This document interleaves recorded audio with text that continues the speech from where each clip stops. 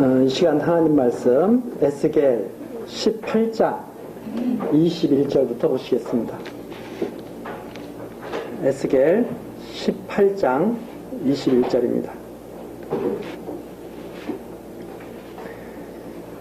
그러나 악인이 만일 그 행한 모든 죄에서 돌이켜 떠나 내 모든 율례를 지키고 법과 의를 행하면 정령 살고 죽지 아니할 것이라. 그 범죄한 것이 하나도 기억함이 되지 아니하리니 그 행한 의로 인하여 살리라. 나 주 여호와가 말하노라. 내가 어찌 악인의 죽는 것을 조금인들 기뻐하랴. 그가 돌이켜 그 길에서 떠나서 사는 것을 어찌 기뻐하지 아니하겠느냐. 만일 의인이 돌이켜 그 의에서 떠나서 범죄하고 악인의 행하는 모든 가증한 일대로 행하면 살겠느냐. 그 행한 의로운 일은 하나도 기억함이 되지 아니하리니 그가 그 범한 허물과 그 지은 죄로 인하여 죽으리라. 24절까지 내립니다. 우리 지금 전 시간에 18장 1절에서부터 20절까지 이스라엘의 속담을 책망하면서 범죄하는 영혼이 죽는다는 그런 말씀이었습니다.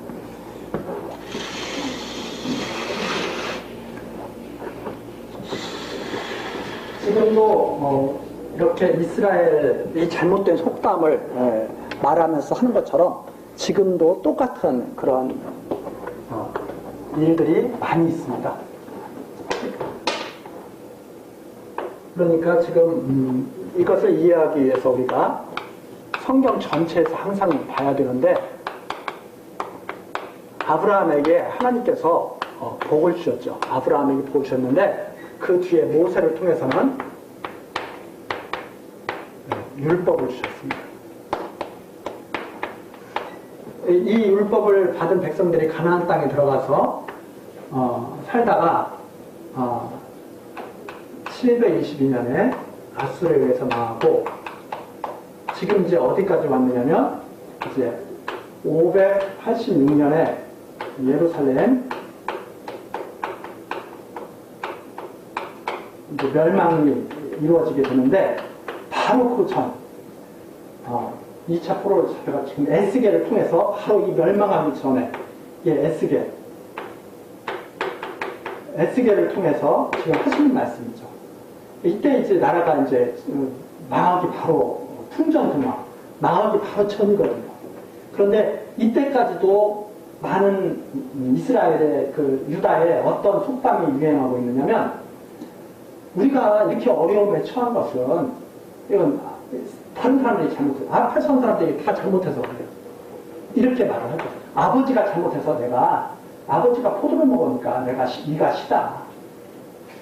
그래서 이 하나님께서 하시는 말씀이, 이 속담을 내가 완전히 없애버리겠다. 그러면서 하나님 하시는 말씀이, 예를 들어주죠. 의인이 있다. 아버지가 의인이 있다. 그러면 아버지는 산다, 의인이면. 근데 이 아버지가 아들을 낳는데 이게 악인이다. 그러면 아버지는 살지만 악인은 죽는다. 그 다음에 이 악인이 또 아들을 낳는데 이 아들은 의인이다. 그러면 살 것이다. 아버지 때문에 아들이 죽고 아들 때문에 또 아들이 죽고 그런 거 없다. 다 의인이면 다 살 거다. 악인이면 다 죽을 거다. 그래서 아버지 때문에 아들이 문제가 생긴다거나, 아들 때문에 그 아들 또 손자가 문제가 생긴다거나 이런 거 아니다. 다 자기의 죄 때문에 죽고 자기의 의 때문에 사는 것이다. 이렇게 말씀하시면서 이제 하시는 말씀이죠. 그런데 하나님께서는 21절에 나오죠. 악인이 만일 그 행한 모든 죄에서 돌이켜 떠나 내 모든 율례를 지키고 법과 의를 행하면 정령 죽고 살지 아니할 것이라. 만일 하나님이 명하신 율례를 그동안 이렇게 못 지켰어요. 못 지켰는데 어떤 사람이 나 이제 과거는 완전히 청산이야. 지금서부터는 내가 정말 하나님의 뜻에 맞게 의인으로 살 거야.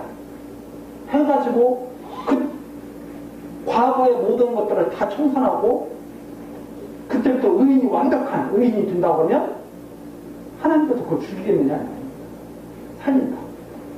또 말씀하시는 게 그거죠. 22절. 20 그러면서 그러면 살 것이다. 범죄한 것이 하나도 기억되지 않을 것이다. 22절.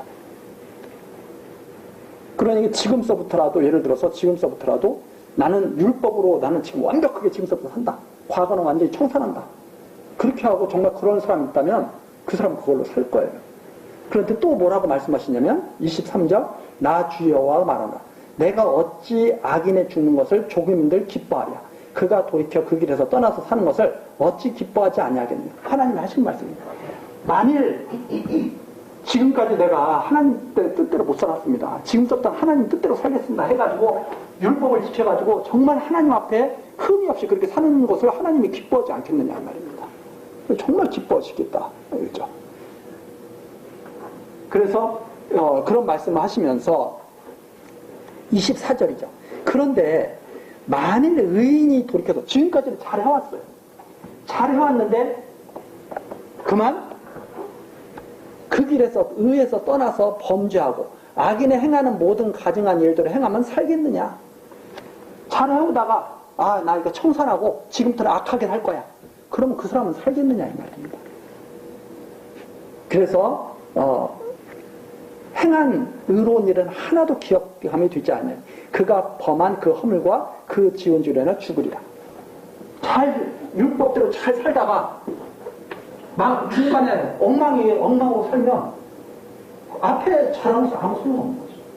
그러니까 완전히 하나님이 지금 하시는 말씀은 어떤 말씀이냐면 이 말씀은 어떤 말씀이냐면 의인이면 죽지 않고 살 것이다. 율법을 잘 지키는 의인이면 절대로 죽지 않고 다 살 것이다. 하나님이 명하신 것을. 그러면 지금 에스겔을 통해서 나라가 망한다. 이렇게 하니까 사람들이 자기가 악인이라고 생각하지 않고 나는 의인인데 저 사람이 악인이어가지고 내가 망한다. 다 그렇게 생각하는 거죠.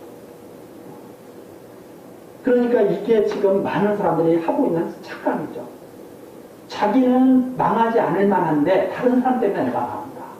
이렇게 다 생각하는 거죠. 그런데 하나님이 하시는 말씀은 무슨 말씀이냐면 너희들은 다 악인이다. 다.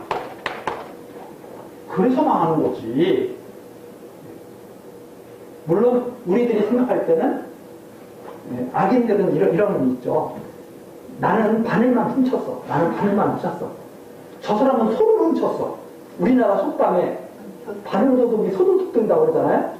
나는 바늘만 훔쳤는데 저 사람은 소를 훔쳤어. 누가 악인이에요? 소 훔친 사람이 악인이에요. 그런데 하나님이 바늘 훔친 사람과 소 훔친 사람을 다 멸해버렸어. 그때 바늘 훔친 사람이 그러는 거예요. 하나님 나쁘다. 나는 의인인데 왜 소를 훔친 저 악인하고 같이 죽이느냐. 그러니까 하나님이 하시는 말씀이 다 악인이니까 죽이는 거야 내가. 너가 바늘도 훔치지 않았으면 바늘 훔쳤더라도 나 정말 앞으로는 바늘 훔치지 않고 끝까지 하나님 뜻에 맞춰서 의인으로 살겠습니다. 그런 사람 있으면 내가 살린다는 말입니다. 원래 죽이는 걸 하나님이 기뻐하시는 게 아니다. 그런데 많은 사람들은 하나님 앞에 뭐라고 하는 거냐면 하나님 나쁘다. 나는 방 훔쳤다고 죽이고 저 사람은 소 훔쳤다고 죽인다. 이러면서 하나님 나쁘다는 거죠. 그때 하나님이 야 내가 나쁜 게 아니고 네가 나쁜 거지. 너 방을 도둑이잖아. 너 도둑이잖아. 하신 말과 똑같은 말씀이에요. 하나님이 지금 하시는 말씀이 너가 진짜 의인이면 내가 어떻게 너를 죽이겠냐. 그리고 내가 죽이는 걸 기뻐하겠느냐 이 말입니다. 바늘 도둑이 하나님 저 정말 죽을 줄 줬습니다. 하나님의 은혜로 살게 해주십시오. 나 율법 아래에서는 도저히 내가 하나님의 진노를 벗어날 수가 없습니다. 이렇게 하고 하나님 앞에 회개하는 게 아니라 뭐라고 말하냐면 죽여야지 왜 바늘도 두고 죽이냐 이렇게 말했다고 사람들이. 하나님이 하시는 말씀이 니네들은 정말 악해.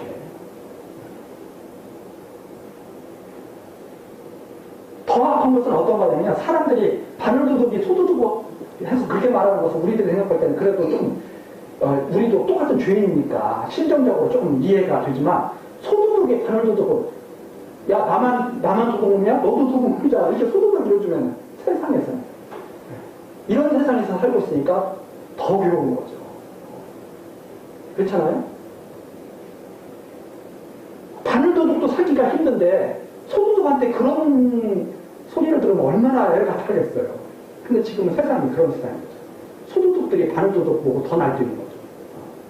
그래서 우리나라에서 그런 말도 있잖아요. 사기를 치려면 나라를 뒤흔들 만큼 사기를 치면 벌을 덜 받아. 잘못해서 남의 하나 훔치다 걸리면 더 심한 벌을 받아. 이게 참 기가 막힌 거죠. 네?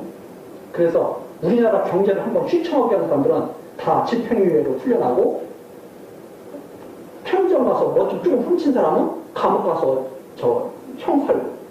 그러니까 세상 사람들이 다 뭐 나라가 썩었다 이런 말 하죠. 그런데 하나님 보시기에는 너도 썩은 거지. 다 썩은 거지. 네.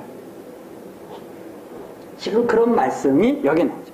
그런데도 자기들의 그런 죄악을 하나님 앞에 회개하는 게 아니라 오히려 너 때문에 우리가 망하게 됐다. 이렇게 생각합니다. 그것이 아주 심각한 문제죠. 심각한 문제. 네. 25절 바로 그 말씀입니다.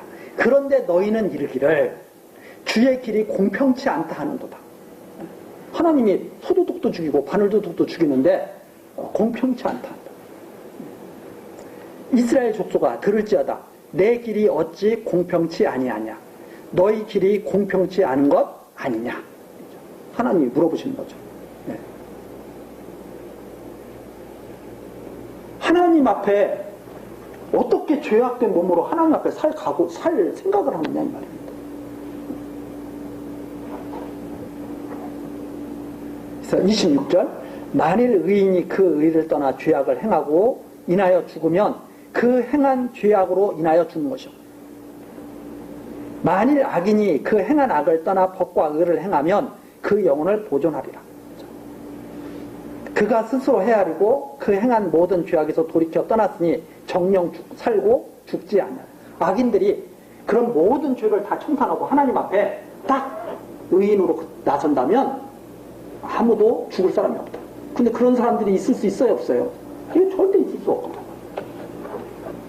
그래서 성경에서 의인은 없나니 하나도 없다 그랬거든. 아니 사람들이 자기 스스로 의인으로 살 사람이 있으면 그리스도가 이 땅에 오실 필요가 없죠. 소돔과 고모라가 망하겠어요? 의인이 없으니까 망하는 거죠. 그런데도 사람들이 하나님 보고 공평치 않다고 그러는 거죠. 지금도 많은 사람들이 그렇게 말하는 거 아닙니까? 하나님이 있다면 세상이 이렇게 될 것인가? 세상에 고통받는 일도 많고 억울한 일도 많고 막 많잖아요. 그러니까 어떤 사람들은 하나님이 없다고 그런다 이 말입니다. 하나님이 있다면 세상이 이렇게 되지는 않을 거다. 다 고통받고 살고 있으니까. 그런데 하나님께서는 오히려 악하다고 그러는 거죠. 너희들은 정말 나를 모른다. 이렇게. 29절 그런데 이스라엘 족속은 이르기를 주의 길이 공평치 않다 하는도다. 이렇게 말하는 거죠. 어떻게 아수르가 북쪽 이스라엘을 멸망시킬 수 있고 바벨론이 남쪽 유다를 예루살렘을 멸망시킬 수가 있습니까? 하나님은 공평치 않습니다. 왜? 바벨론은 쉽게 말하면 소도둑이다.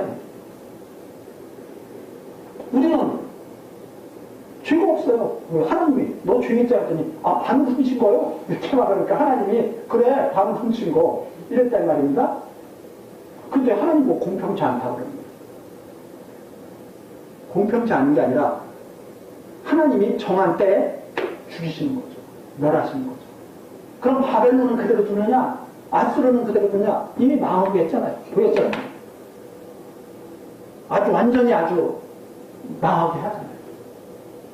다 망하게 했어요.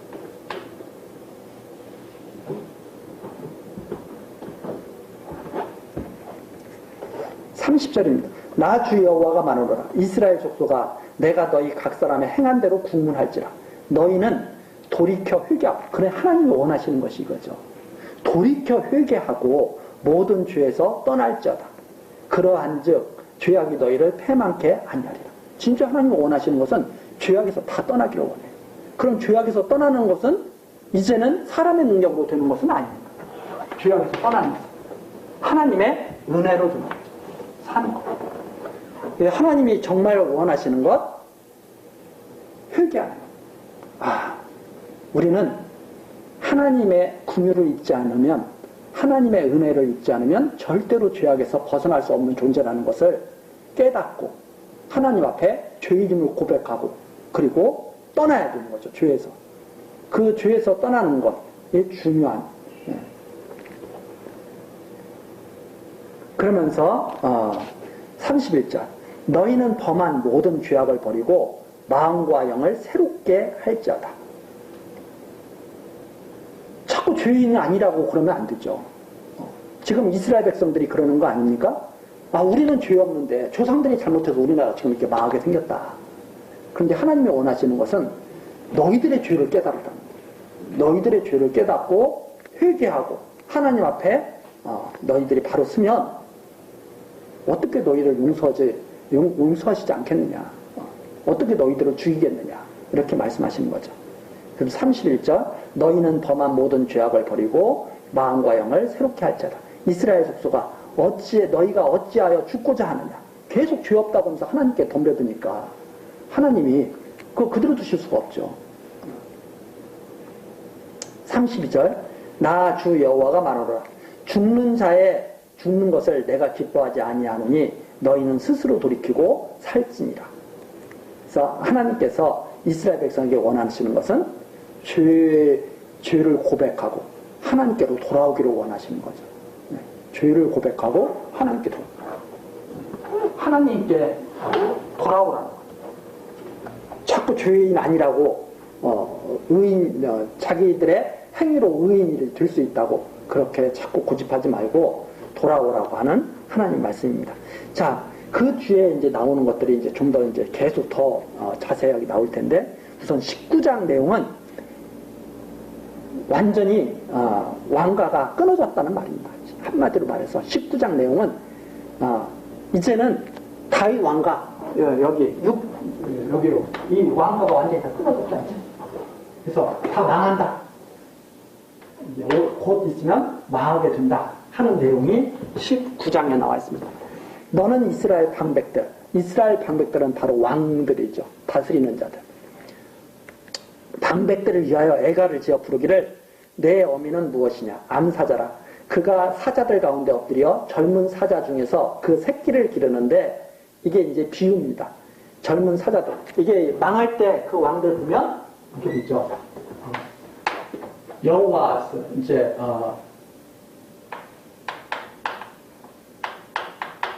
여호와스는 애굽으로 잡혀가고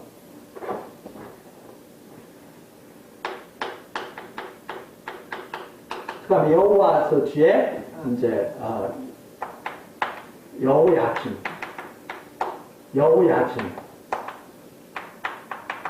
이거 이제 바벨론으로 잡혀가죠. 그리고 이제 마지막 시드기야 이렇게 된다고 했죠.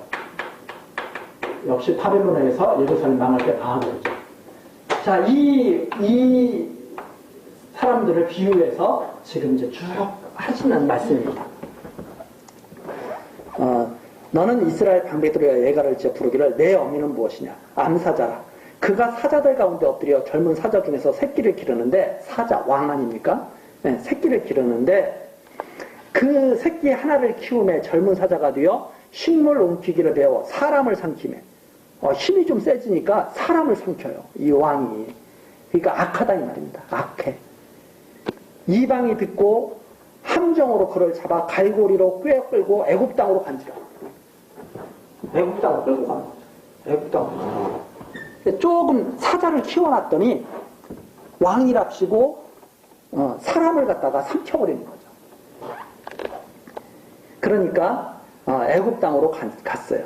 5절 암사자가 기다리다가 소망이 끊어진 줄 알고 그 새끼 하나를 또 취하여 젊은 사자가 되게 하니 젊은 사자가 되매 여러 사자 가운데 왕래하며 식물 옮기기를 배워 사람을 삼키고 계속 악한 짓들을 또 해요.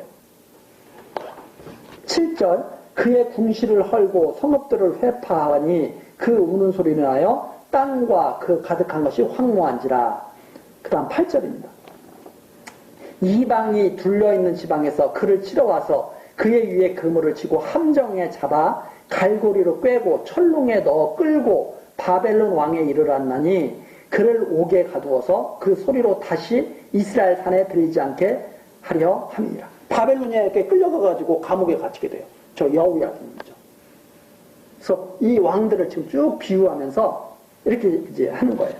자, 그러면 이제 지금 이제 누구가 이제 왕이 되냐면 이제 이 시드기야가 마지막 왕이 된다는 말입니다. 이스라엘 유다 시드기야가 마지막 왕이 되죠. 10절입니다. 내 피의 어미는 물가에 심긴 포도나무 같아서 물이 많으므로 실과가 많고 가지가 무성하며 그 가지들은 경강하여 권세 잡은 자의 홀이 될 만한데 그 하나의 키가 굵은 가지 가운데서 높았으며 많은 가지 가운데서 뛰어나서 보이다가 분노 중에 뽑혀서 땅에 던짐을 당하며 그 실과는 동풍에 마르고 그 경강한 가지들은 꺾이고 말라 불에 탔더니 시드기야입니다. 하나가 가지들 중에서 시드기야가 또 우뚝 선 거예요. 그런데 결국은 뽑혀가지고 비참한 최후를 당했죠. 그래서 땅에 던짐을 당하며 12절에 나오죠. 분노 중에 뽑혀서 땅에 던짐을 당하죠. 그 실과는 동풍에 마르고 그 경강한 가지들은 꺾이고 말라 불에 탔더니 13절 이제는 광야 메마르고 가물이든 땅에 삼킨 바 되고 불이 그 가지 중 하나에서부터 나와서 그 실과를 태우니 권세 잡은 자의 홀이 될 만한 경강한 가지가 없도다.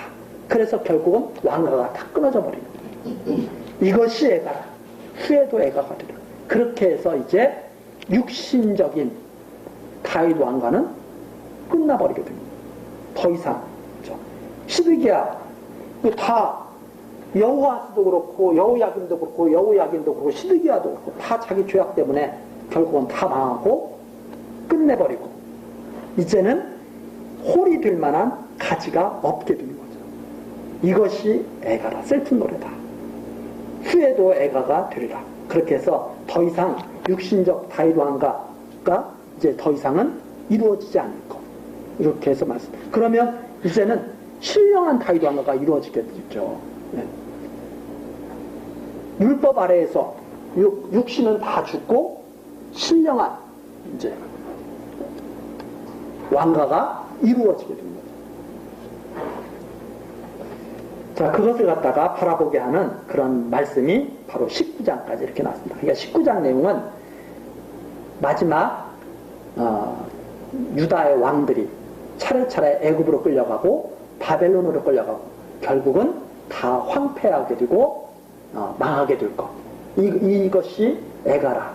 이렇게 하면서 마치게 됩니다. 그리고서 이제 20장으로 넘어가게 되죠. 20장으로 넘어가면서 하나님께서 뭐라고 말씀하시냐면 그런데 행위대로 처치하지 않겠다. 지금 행위대로 완전히 다 망했잖아요. 행위대로 망했는데 하나님이 소망의 말씀하십니다. 그런데 내가 행위대로 이렇게 끝마치는 게 아니다. 행위대로는 다 이렇게 끝마쳐져야 되죠. 그 내용이 20장에 나와 있습니다. 왜 그렇게 하시느냐? 하나님이 여호와심을 알게 하시려고.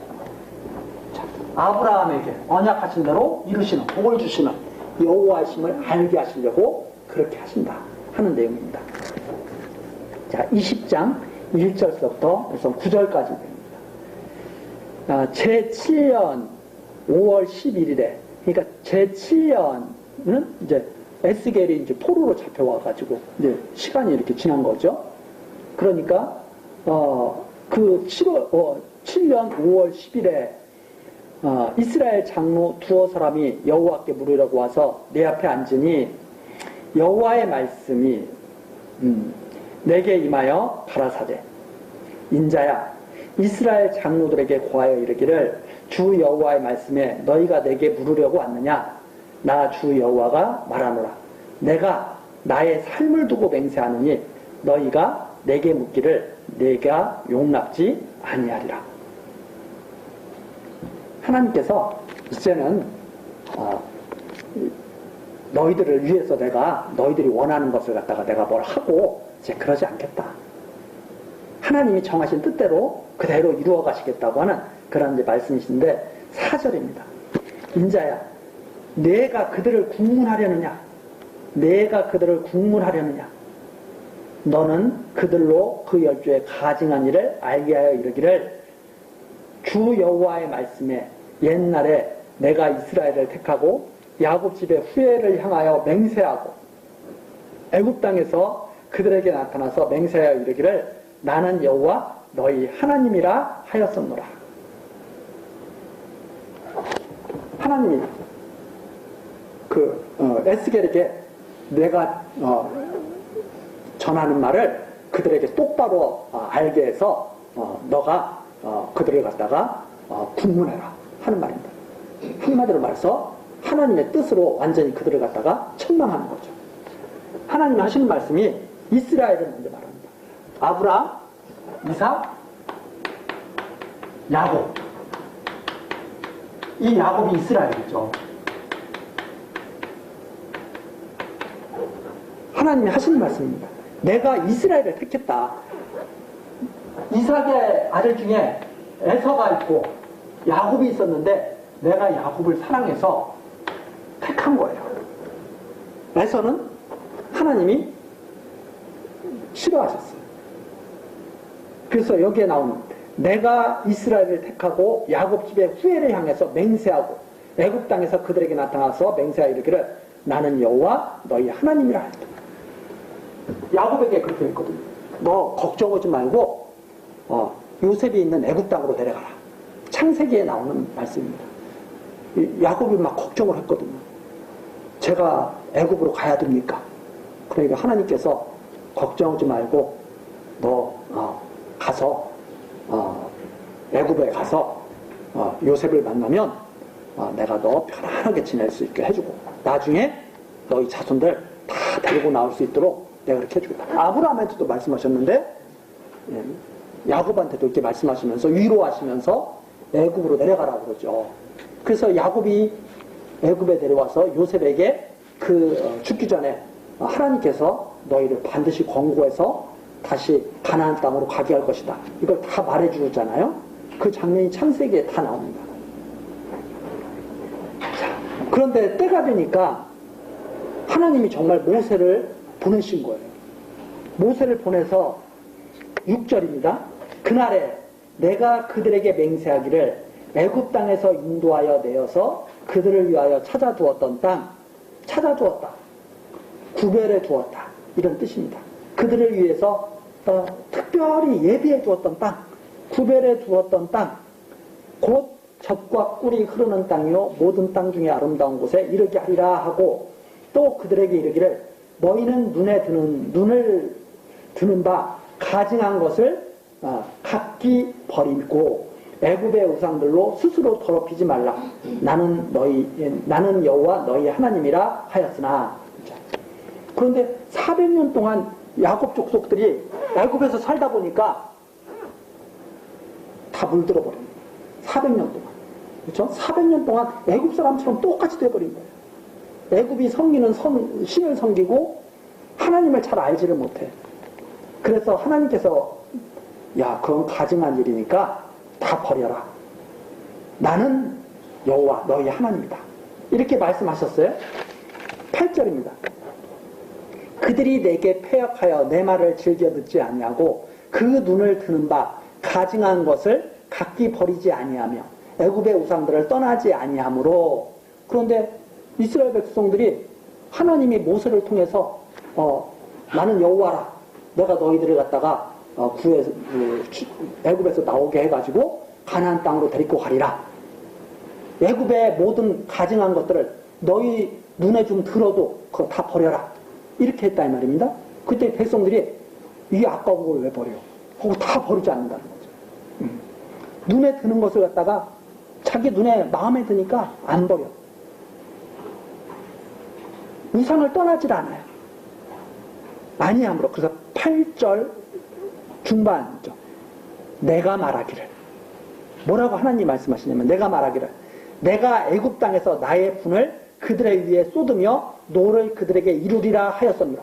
하나님이 그걸 보고 모세를 보내서 그런 거예요. 여호와께서 우리 조상에게 말씀하신 대로 가나안 땅으로 당신들을 데리고 가려고 합니다. 그래서 나를 보냈습니다. 그랬더니 모세를 갖다가 오히려 쳐 죽이려고 그래요. 너 때문에 우리 더 힘들어져 이러면서. 그게 이제 요약한 거죠. 모세가 이적을 갖다가 10가지 재앙을 갖다가 한 가지씩 베풀면 바로가 마음이 도감하게 해져가지고 이스라엘 백성들을 더 힘들게 하니까 이스라엘 백성들은 모세를 갖다가 막 난리를 치는 거예요. 너 때문에 우리가 더 힘들어졌다고요. 가만히 생각해 보세요. 자, 우리가 지금 앞에서 좀 모세 때문에 힘들어진 거예요? 그들이 원래 죄인이기 때문에 힘든 거예요? 원래 죄인이기 때문에 힘든 거예요. 근데 뭐라고 말하냐면 모세는 하나님의 말씀 따라서 그들을 가나안 땅으로 데리고 가려고 온 거예요. 모세도 오고 싶어서 온 게 아니에요. 하나님이 가라고 하니까 하고 싶죠 온 거지. 그래서 그 억지로 하나님의 그 일을 갖다가 하고 있는데 그 모세 때문에 우리가 힘들어졌다고 해서 모세를 죽이려고 그러고 막 대항한다 이 말입니다. 그때 하나님의 심정이 어땠느냐? 저거다 내가 싹 죽여버렸지. 이랬다 이 말입니다. 그렇게 했었는데 9절 여기서 반전이죠. 그러나 내가 그들의 거하는 이방인의 목전에서 그들에게 나타나서 그들을 애굽 땅에서 인도하여 내었었나니 그런데 하나님이 그걸 꾹꾹 참고 출애굽 시키신 거예요. 사실 어떻게 하고 싶으셨는데 다 진멸하고 싶으셨는데 저걸 아이고 해가지고 다 진멸하고 싶으셨는데 하나님이 꾹 참고 애굽 땅에서 인도하여 탁 내었어요. 그 이유가 뒤에 나옵니다. 이는 내 이름을 위함이라. 그 이스라엘의 무슨 행동이 잘못돼서 그런 게 아니에요. 행동이 뭐 좋아서 그런 게 아니었다 이 말입니다. 모세가 기도를 잘해서 그런 게 아니에요. 가장 근원적인 이유가 뭐냐? 이는 내 이름을 위함이라. 내 이름을 이방인의 목전에서 더럽히지 않으려 하여 그렇게 행했다 이 말이에요. 행합니다. 그러니까 원래 출애굽 시키기 전에 이스라엘을 다 죽여도 마땅했어요. 이건 그거 할 말이 없어. 워낙 가증한 족속이기 때문에. 그런데 하나님이 꾹꾹 참고 출애굽을 시키신 것은 그들에게 뭘 바라고 그렇게 하신 것도 아니고 뭘 봐줄 만한 뭐가 있어 그렇게 하신 것도 아니에요. 왜 그렇게 하셨느냐? 이름 더럽히시지 않아요. 하나님은 인생과 같지 않으시기 때문에. 하나님은 인생과 같지 않으시기 때문에. 이런 말씀이 정말 성경에서 참 주옥 같은 그런 아주 신지식이죠. 근데 사람들은 자꾸 어떻게 하나님을 생각하냐면 인생과 같은 하나님으로 생각하는 거예요. 우리가 이해하기 쉽게 하나님의 마음을 자꾸 말씀하고 계신 거지 인생과는 전혀 다른 하나님이 주는 거예요. 신이 어떻게 인생과 똑같아요? 하나님이 하신 말씀이 그때 죽였어도 마땅했으나 내가 죽이지 않고 출애굽 시켰다. 그것은 내 이름 때문에 그런 것이다. 내 이름 때문에. 내 이름을 갖다가 더럽히지 않으려고. 어디에서? 이방인의 목전에서. 더군다나 이방인들이 다 그걸 보고 있다 이 말이에요. 이방인들이 가장 원하는 게 뭐예요? 여호와의 이름이 더럽혀지는 걸 한번 보는 거거든요. 그럼 자기네들이 이긴다고 생각합니다. 근데 하나님께서는 이방인들에게 그걸 절대 안 보여주시죠. 왜냐하면 이방인들이 얼마나 불의한가를 다 드러내셔야 되니까.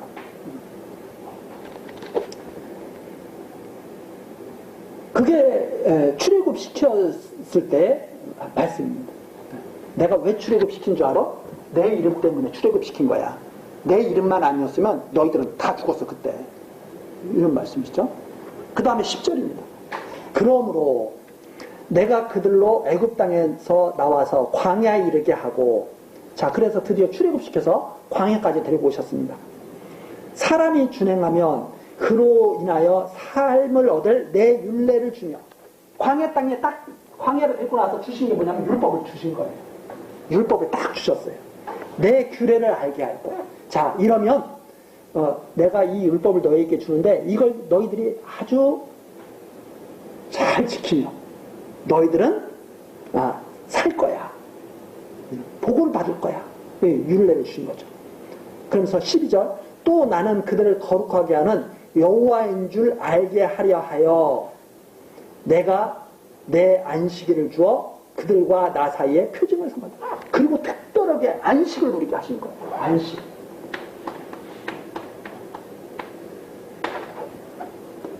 애굽에서 살고 있을 때는 안식이라는 게 없어요. 그런데 하나님께서 특별하게 안식을 주셔가지고 내가 너희들을 거룩하게 하는 여호와다 하는 사실을 알게 하시는 거예요.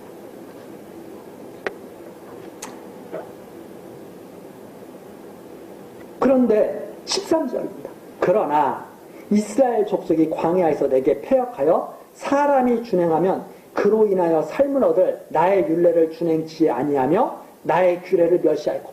그런데 광야에 나와서 하나님이 이걸 딱 주시니까 이제 하나님을 갖다가 속여가면서 이제 이걸 범주로 하기 시작하는 거예요. 앞에서는 그럴듯하게 지키는 척 하면서 뒤에 가서는 더 악한 짓을 하는 거죠. 준행치 아니하면 나의 규례를 멸시하였고 나의 안식일을 크게 더럽혔으므로. 안식을 주셔도 그 안식을 제대로 누리지 못해. 하나님께 맡기고 편안히 살지를 않아. 하나님 이 안식이라는 게 정말 하나님 안에서 편안하게 쉬는 거거든. 근데 계속 이들은 하나님을 대적하고 불안해하면서 우리가 어떻게 광야에서 살겠느냐고 그러면서 계속 애굽으로 돌아가려고 그러고 이러면서 하나님을 갖다가 애굽 땅, 안식이 없는 애굽 땅으로 계속 가려고 그랬다 이 말입니다. 네? 하나님은 안식을 주시려고 그러는데 이들은 안식 받는 것을 싫어해가지고 안식이 없는 애굽 땅으로 계속 가려고 그랬다 이 말입니다. 그래서 나의 안식일을 크게 더럽혔으므로 내가 이르기를 내가 내 분노를 광야에서 그들의 위에 쏟아 멸하리라 하였으나. 그래서 하나님이 이제는 애굽에서 죽이려고 하다가 하나님의 여호와 이름 때문에 출애굽시켰어요. 광야에서 율법을 주시면서 야 너희는 안식을 누려야 돼 이랬는데 율법을 범하고 계속 애굽을 바라보면서 안식을 더럽혔다 이 말입니다. 그러니까 하나님께서 광야에서 또 죽여버리려고 하신 거예요. 이거 죽여버려야 되겠다. 그래서 그들의 위에 쏟아 멸하려 하였으나 14절 내가 내 이름을 위하여 달리 행하였었나니. 그런데 하나님께서 또 내 이름이 있지. 내 이름을 위하여 달리 행하였나니 내가 그들을 인도하여 내는 것을 목도한 열국 앞에서 내 이름을 더럽히지 아니하려 하였음이로다. 근데 열국들이 이렇게 보고 있는 거예요. 저거 어떻게 되나 보자. 그래서 하나님이 내 이름을 더럽히지 아니하려고. 그래서 모세도 기도를 이때 그렇게 기도를 하는 거죠. 하나님 여기서 백성 멸하시면 자기 백성 광야에서 죽이려고 끌고 나왔다고 그럴 겁니다. 하나님 이름 더럽혀집니다. 그래서 하나님이 그 기도를 들으신 것인데 모세의 기도를 사실은 들으셨다기보다 하나님의 뜻이 원래 그랬어요. 이름을 더럽히실 수가 없어요. 그래서 15절 그래서 모세로 하여금 기도하게 하시고 그 기도를 들으셔서 이제 백성들을 살리시는 장면이 출애굽에 계속 나오죠. 그 다음에 15절입니다. 또 내가 광야에서 그들에게 맹세하기를 내가 그들에게 허한 땅 곧 젖과 꿀이 흐르는 땅이요 모든 땅 중의 아름다운 곳으로 그들을 인도하여 드리지 아니하리라 한 것은 그때 또 말씀하셨죠. 이것들 여기 절대 가나안 땅 주면 안 되겠다 이렇게 말씀하셨는데 16절 그들이 마음으로 우상을 쫓아 나의 규례를 없인 여기며 나의 율례를 행치 아니하며 나의 안식일을 더럽혔습니다. 그러나 내가 그들을 아껴보아 광야에서 멸하여 아주 없이 하지 아니하였느니라. 17절까지죠.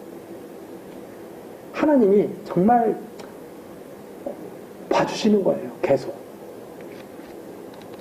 18절 내가 광야에서 그들의 자손에게 이르기를 자 이제 앞에 세대는 다 쓰러져 가고 이제 뒤에 세대가 이제 자손들이 태어났을 거 아닙니까? 광야에서 계속 그 이제 자손들이죠.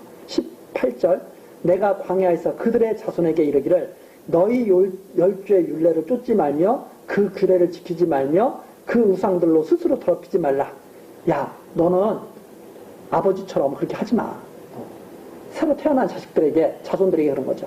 너희 조상들 본받지 말고 이제는 좀 잘해봐. 이렇게 하신 거죠. 19절 나는 여호와 너희 하나님이라. 너희는 나의 율례를 쫓으며 나의 규례를 지켜 행하고 또 나의 안식일을 거룩하게 할지어다. 이것이 나와 너희 사이의 표징이 되어 너희로 내가 여호와 너희 하나님인 줄 알게 하리라 하였었노라.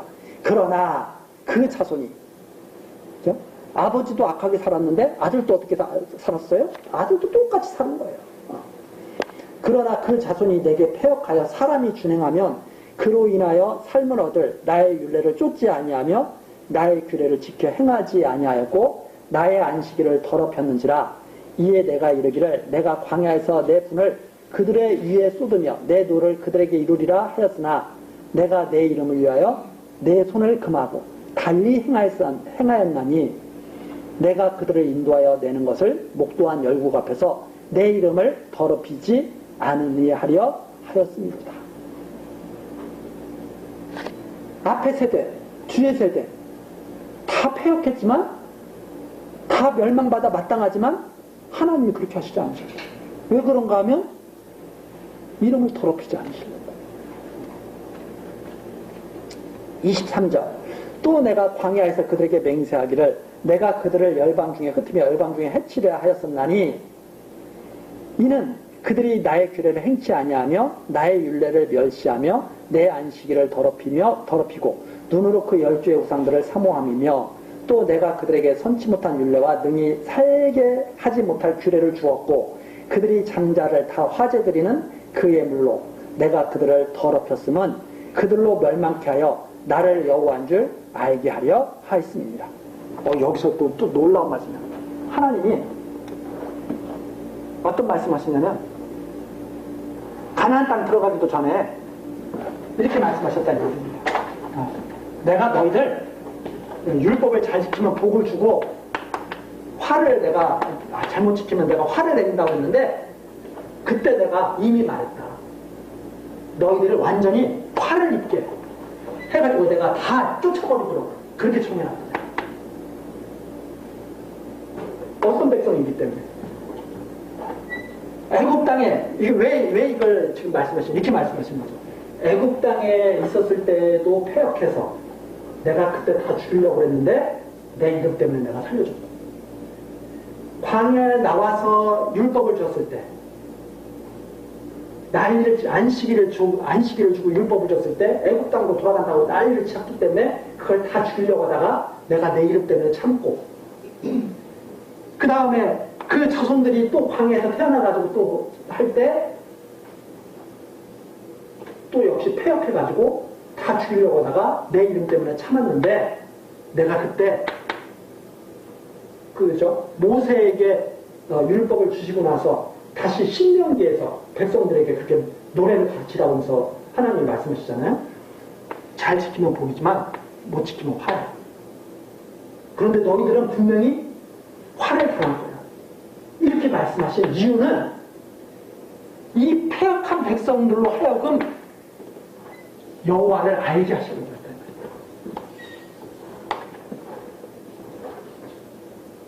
애굽 땅에 살고 있을 때도 패역해. 출애굽시키려고 보내도 패역해. 율법을 줘도 패역해. 다시 태어난 자식도 패역해. 그러니까 하나님께서 복과 화를 선포하면서 내가 너희들을 반드시 멸하겠다. 그래서 율법 아래서 우상 섬기면서 온갖 죄를 다 짓도록 내가 하겠다. 하나님. 그렇게 그렇게 하신 까닭은 뭐냐? 여호와를 어떻게든지 알게 하시고. 그 내용이 바로 이거죠. 그래서 26절. 그들이 장자를 다 화제로 드리는 그 예물로 내가 그들을 더럽혔어. 아들을 갖다가 우상한테 막 다 갖다 바치도록. 응? 그래서 이스라엘 나중에 막 유다 백성도 왕도 막 아들을 갖다가 우상에다 다 막 바치고 그러잖아요. 그렇게 해가지고 그들을 더럽혔어요. 어떻게 하고? 23절처럼 열방 중에 해치리라 이렇게 미리 말씀하시고 26절 그렇게 해가지고 멸망시켜. 가나안 땅에 들어가기도 전에 내가 너희들 다 멸망시킬 거야. 이렇게 말씀하시고 멸망시켰단 말이에요. 왜? 어떻게 하든지 여호와를 알게 하려고. 이게 전체 이게 지금 성경 흐르는 그래가지고 지금 어디까지 온 거예요? 그래서 여기까지 왔다는 거예요. 그런데도 지금도 뭐라고 하냐면 우리가 왜 망해야 되냐고 그러잖아요. 얼마나 악하면 얼마나 하나님을 모르냐고. 이 전체 이 내용이죠. 그러니까 이런 내용을 전체적으로 쫙 보면 성경을 어떻게 봐야 하는지가 쫙 나타납니다. 괜히 운동을 주신 게 아니에요. 하도 폐역하니까 제발 좀 폐역한 거 알라고 주신 게 율법이에요. 그래서 율법은 죄를 깨닫게 하는 것이다. 이렇게 사도 바울이 말합니다. 율법이 들어오면 죄가 더 심히 줄이게 하는 것이다. 이렇게 사도 바울이 말합니다. 그 율법에 정통한 사도 바울이 증거한 내용이잖아요. 그래서 율법 아래서 살아날 육체가 있어요, 없어요? 아무도 없다, 이렇게 말해요. 이러한 것을 잘못 이해하니까 지금도 율법을 지켜서 거룩하게 살라고. 우리는 율법을 지켜서 거룩하게 사는 게 아니라 이러한 우리가 사악한 존재임을 깨닫고 그것이 하나님 여호와로 인해서 벗어날 수 있다는 것, 오직 그분의 은혜로 벗어날 수 있다는 것을 깨닫고 그분에게 은혜를 강구하는 삶을 살게 되는 거죠.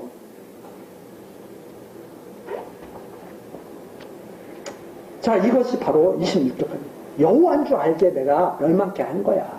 그죠? 그래서 27절입니다. 그런즉 인자야. 27절이죠. 이스라엘 족속에 고하여 이르기를. 그러니까 이스라엘 족속에 똑똑히 고하라. 주 여호와의 말씀에 너희 열조가 또 내게 범죄하여 나를 욕되게 하였느니라. 계속 욕되게 하는 거죠. 하나님. 내가 그들에게 주기로 맹세한 땅으로 그들을 인도하여 드렸더니 그들이 모든 높은 산과 모든 무성한 나무를 보고 거기서 제사를 드리고 경록케 하는 제물을 올리며 거기서 또 분향하고 전제를 부어 드린지라. 이에 내가 그들에게 이르기를 너희가 다니는 산당이 무엇이냐 하였으므라. 하나님이 계속 선지자들을 보면서 그랬죠. 너희도 뭐하고 있어 지금? 하나님이 율법으로 그렇게 하면 다 망하게 한다고 계속 말씀하셨는데도 두려움도 없이 계속 그렇게 사는 거죠. 그것이 오늘까지 바마라 일컫느니라. 뭐 하러 다니느냐 이 말이죠. 뭐 하러? 우리 지금 너 뭐 하러 살아? 그러는 거죠. 하나님 알지도 못하면서 왜 살아? 그러는 거죠. 30절.